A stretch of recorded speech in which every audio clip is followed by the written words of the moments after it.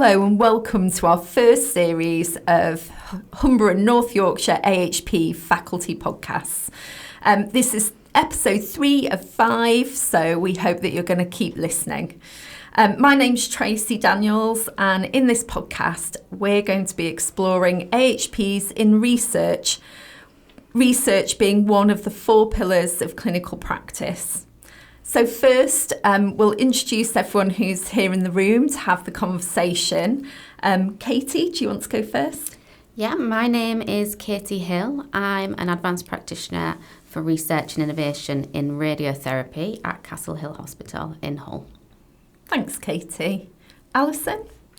Hello, my name's Alison Williams. I'm an advanced occupational therapist and I work currently at the Specialist Treatment and Recovery Service, which is a adult mental health rehab service at Humber Teaching Trust. Thanks, Alison. Fran?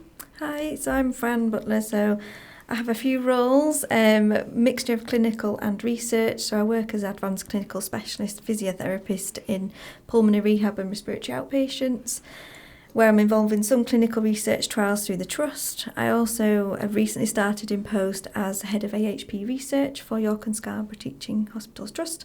And I also work as a health services research fellow at York St John University as well as part of the Institute of Health and Care Improvement. Thanks, Fran. And I also have a few different roles. So I'm the clinical lead for innovation in the Humber and North Yorkshire Innovation Research and Improvement System.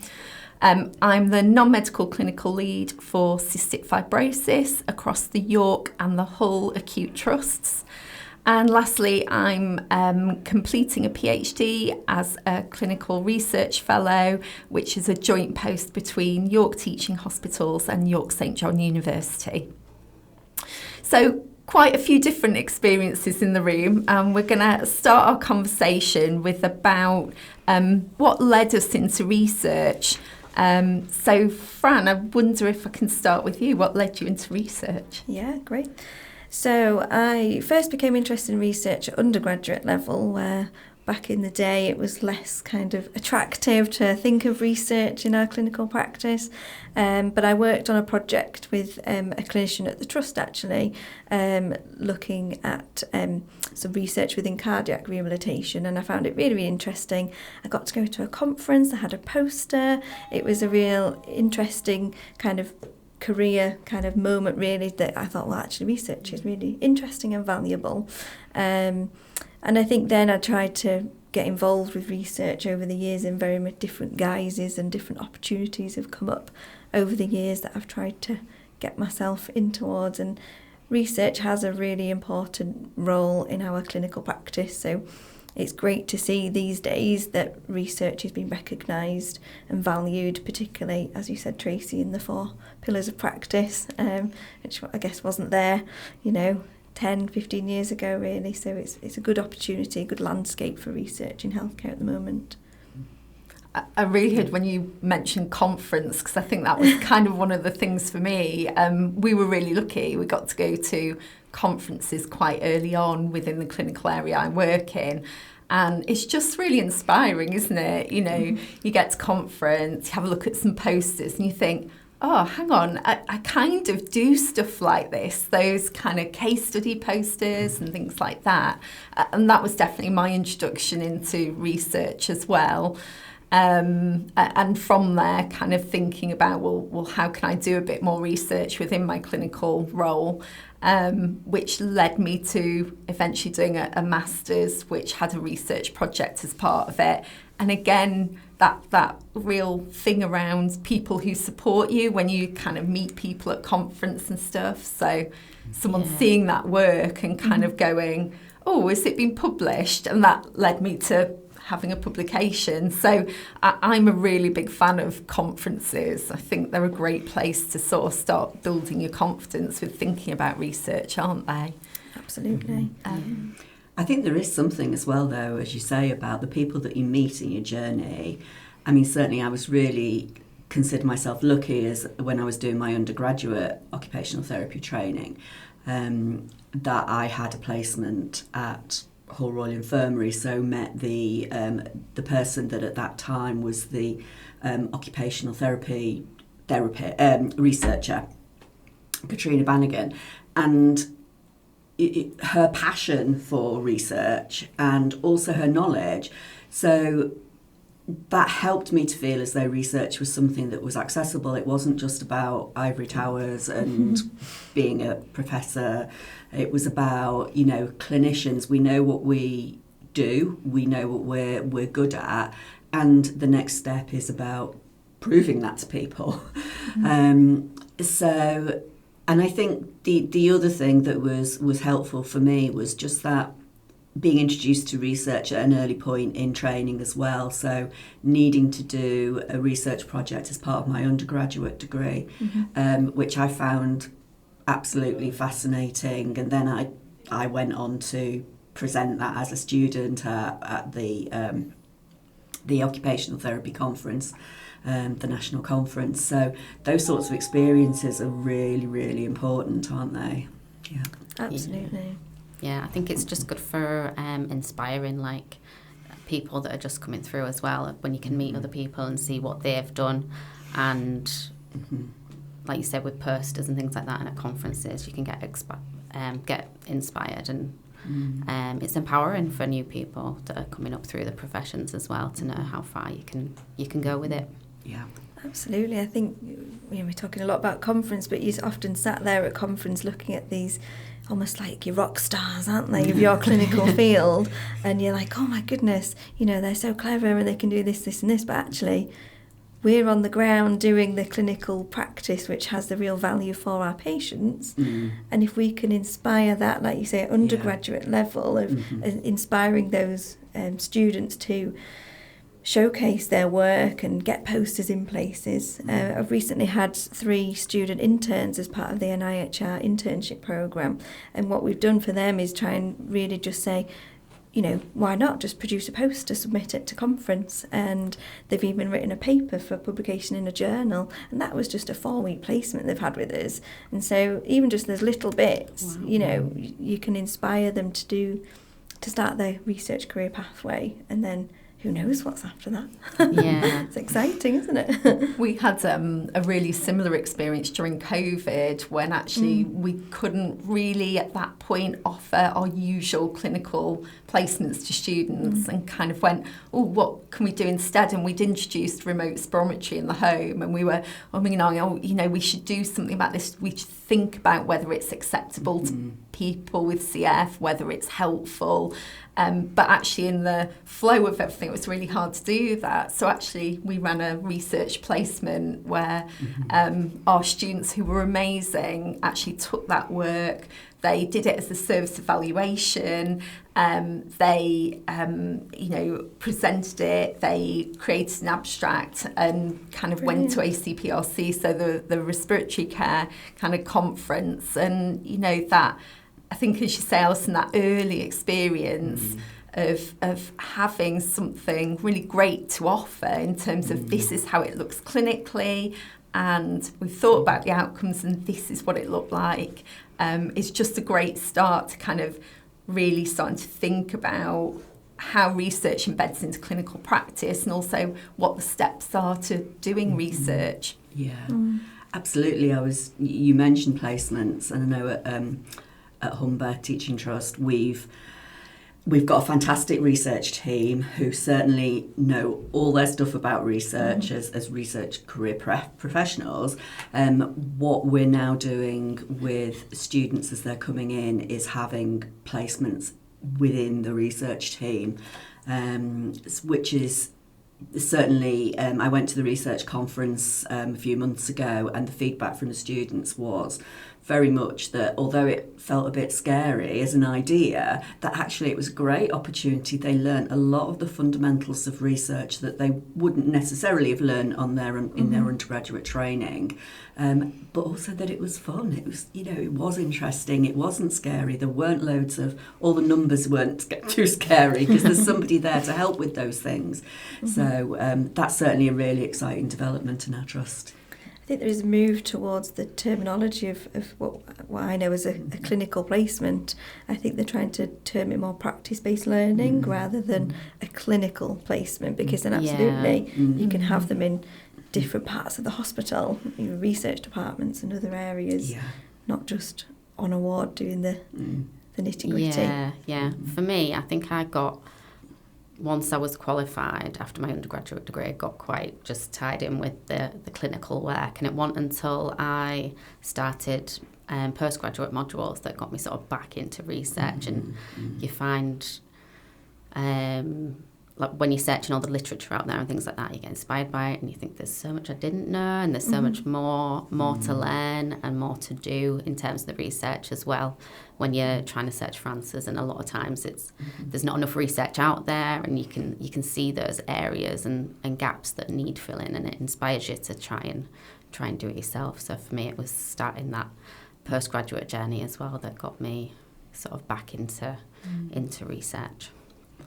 Well, that's really interesting, isn't it, Kate, when we think about kind of evidence-based practice and how we really embed that. Because I think you're right, you graduate, you kind of really throw yourself into clinical and almost can feel, it's a long time ago now since I graduated, so hopefully it's a bit different experience for new graduates coming in, but you do feel like, well, clinical is my bedrock, it's what I'm doing, and almost I think research can feel a bit removed. It's like something that other people do who are, in their ivory tower, as you described earlier, Alison. But actually, this is something that's really important, isn't it? Because actually, research is clinical practice. It's what we base all our clinical practice on, isn't it? So it's really important to keep it up to date and to keep pushing things forward as well, so that things carry on. I think it's changing the culture within healthcare, isn't it? Of research is everybody's business. What we do clinically is absolutely fundamental on research. And if we don't know the reasons why we're doing things, then are we actually doing what we should be doing? And I think the hardest bit at the moment is, yes, research is becoming more interesting, accessible, and more resource, but actually research should be everyone's business. It should be in everybody's job plan, doing some research, whether that's big or small, doesn't really matter. You'll match that bit to your clinical skills, your research skills and knowledge, but even doing a service development and audit, that ticks your research kind of pillar of practice, doesn't it? So everyone should be doing it. And we should be allowing everyone to do it. This is the thing, isn't it? I think that's part of sort of getting it out there to everyone as well, is that it doesn't have to be a trial. It can be service evaluation, it can be audit, it can be innovation ideas and efficiency savings. Things like this are all valid sort of routes into doing some research. And it's quite interesting actually listening to some of the things we've given as examples and thinking, oh yeah, I've done that. I've done a few posters actually. I've written an article. I've done small stuff, but so it's kind of, I guess it's a confidence thing, because it almost to me feels as though I haven't done a huge amount, but then actually I have. But I think one of the things for me was about being able to get involved in larger scale research projects through my workplace. So again, being really lucky that I've worked in places where there have been trials going on and I've been able to put myself forward as an interventionist, because that is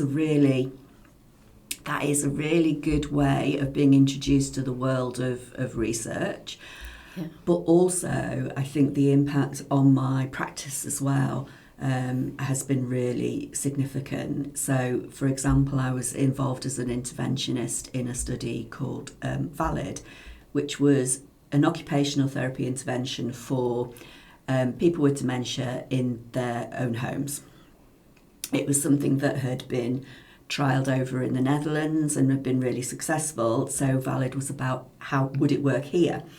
But one of the fantastic things that I got out of being an interventionist was I got a massive amount of training in terms of this is how the intervention is delivered in the Netherlands, got to meet really influential and renowned people in that field.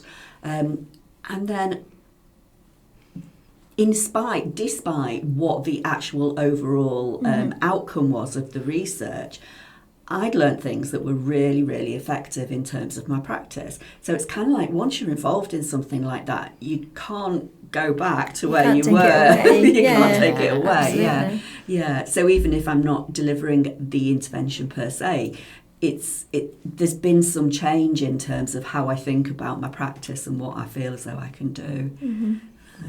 It's really powerful, isn't it, to be, I think, a clinician who's actively involving themselves in research type activities, whatever they are. One thing that caught me that I think is really interesting, and we think about quite a lot within my innovation research improvement role, is about, I think we can get a bit tied up in, is this research or isn't it? And you know, that's one of the reasons why in our system we're trying to think about it differently in terms of actually where does innovation start and end, where does research start and end, where does improvement start and end, and arguably everything we're doing in innovation and research is improvement. So I think it's really important not to get too tied down. I think there's something that comes up all the time about, well, is this research or not? Is it an audit? Is it a service evaluation? Is it improvement? Is it an innovation?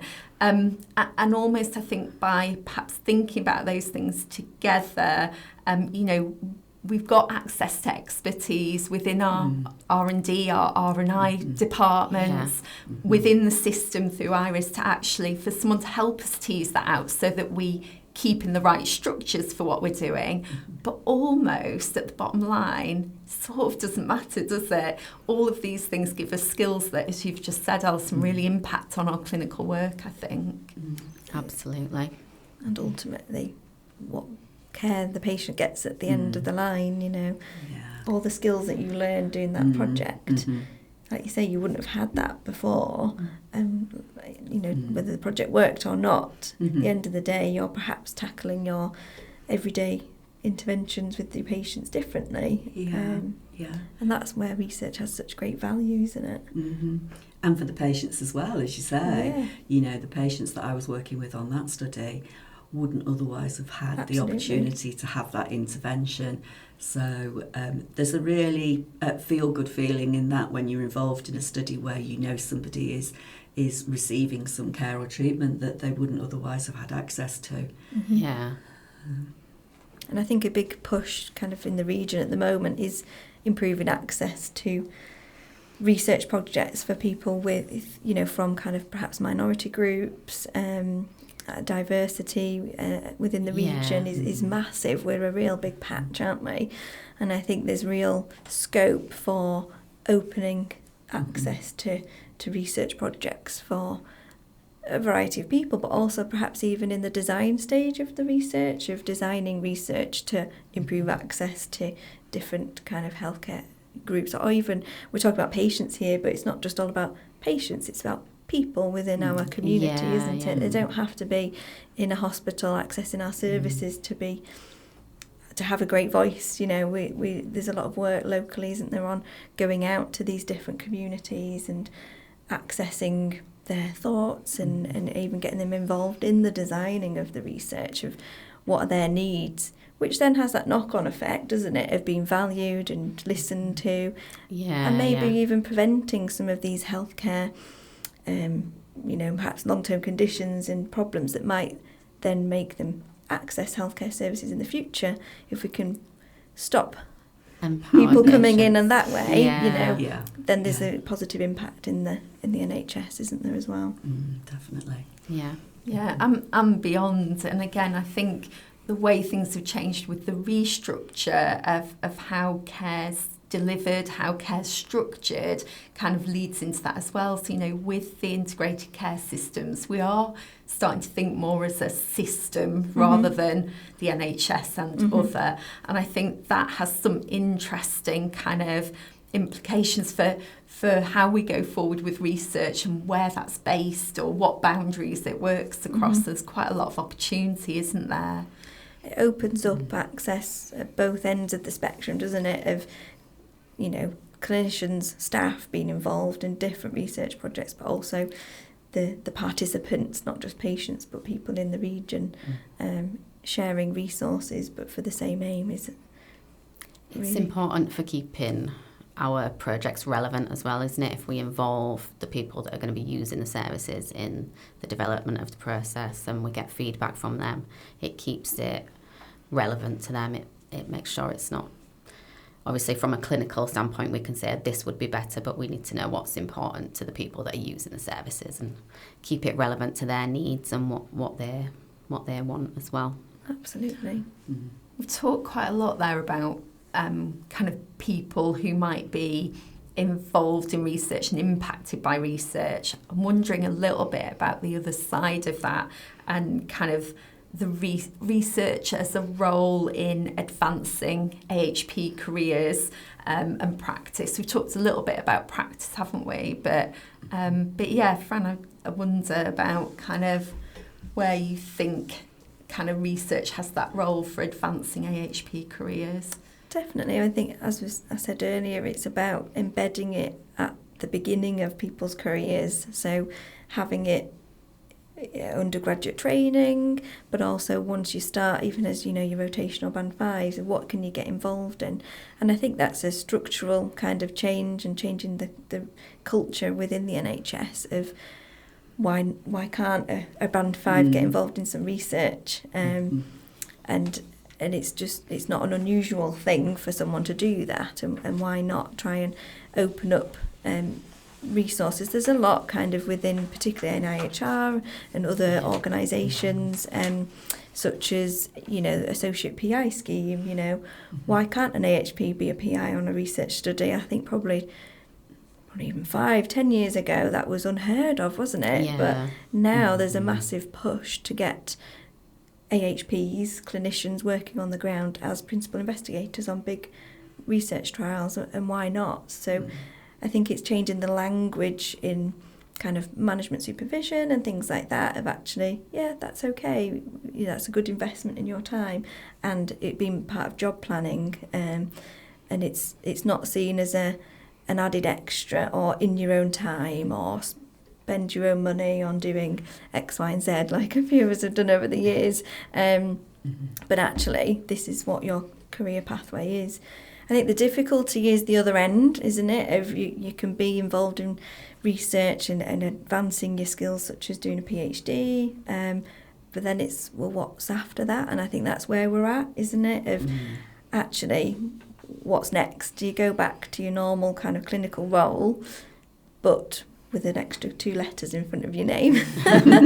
Or is there other opportunities? And I think that's kind of where we're at in the current landscape of clinical academic roles and advancing research roles within NHS systems. And that's just going to take a bit more work. For AHPs, it's kind of there for medics, but yeah, I think so. And myself, I mean, I absolutely agree. I graduated in 2000. At that point, there wasn't really very much in terms of possibility in terms of a research pathway. It was almost that I'd be qualifying as an occupational therapist and then saying, bye-bye, I'm not doing clinical practice, I'm taking this route. And I think, generally speaking, that at that time there was a fair dearth of any ways of sort of progressing. The difficulty I have now as an advanced occupational therapist, it's a bit of the nitty-gritty, but it's a fact that I can't actually move across to do a research post now without taking a substantial drop in salary, because of the you know, we've been through our clinical pathway to get to where we are, but actually in terms of taking a research pathway, kind of starting again, really. So that makes it very difficult even to consider doing something like a PhD. It's kind of like, how can I afford to do that? Which is a real big issue. Tricky. If you've got the passion but not the ability to then do it, then it's wasted, isn't it? If you don't carry on your skills and your passion in that. Yeah. And I think we've moved so far, haven't we? And there's these kind of bits of the pathway still to unblock. Yeah. And I think getting research into kind of having this framework of 4 pillars now, I think is helping us to embed research throughout the career pathway. So it's there. We've got things like the NIHR pathways, which have been, I think, absolutely career changing for a lot of those physios who do want to go down a route of more pure academia or clinical academia. And then we've also got, I think, trusts and other organisations in our system that are starting to think about fellowships and things like that. But I think you're right, there's still those pathway blockages to get us to the point where this is seen as, you know, a really clear pathway that you're not having to still hack out bits of jungle to get through. So yeah, it's a changing landscape, isn't it? Which is really interesting. So I'm just wondering, I think there's an area that we've not touched on yet that also is kind of about how we've progressed with research, and that's about the involvement of technology. I guess as kind of being interested in innovation, it's kind of something that catches me around how is technology changing both access for people to access research and also people who are clinicians to access research. Katie, your role's quite tech heavy. I'm wondering if you have thoughts about this. Yeah, in radiotherapy we use quite a lot of technology in order to, obviously we're working with radiation, and in order to deliver that accurately and effectively, there's sort of developments in the technology all the time. The machines are becoming more sophisticated and allowing us to accurately deliver that treatment, which is going to target tumours more accurately and spare the healthy tissue surrounding it as well, so hopefully save side effects as well for patients looking into their longer term survivorship. And some technology that we've just implemented at the moment is called surface guided radiotherapy, and that's going to allow patients to be set up without using tattoo dots. So we've previously put permanent tattoo marks on patients to get them in the right position for the treatment each day. And this technology sort of projects infrared light onto them and gives you a surface, like a 3D surface, and you use that to line them up in the correct position for the treatment. So we've just implemented that at the minute. We're a couple of months in, and it's a really interesting project. It's been very challenging because it's changing the entire way that we work, really, the whole workflow for radiographers. So getting everyone trained up has been a challenge, but has also been really rewarding. And we're also just learning as we go with that new technology. When we come up with stumbling blocks, we're having to sort of work with the app specialists and things like that, that we've got the technology off, and troubleshoot things as we go, learning as we go. But that's all part of the improvement project and the learning curve around that. So that's been really interesting. There's also some really good potential for this technology, because what it does, it tracks the patient position throughout their treatment delivery, which we previously haven't been able to do.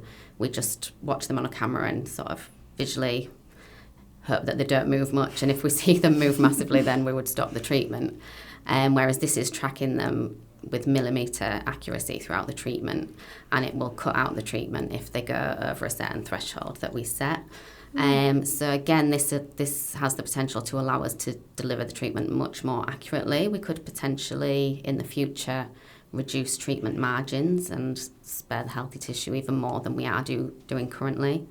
And that's an area of research that needs the work, because there isn't the research out there at the minute to evidence that's doable right now, but it's certainly something to work on in the future. So this sort of technology is sort of paving the way for future improving of cancer treatments.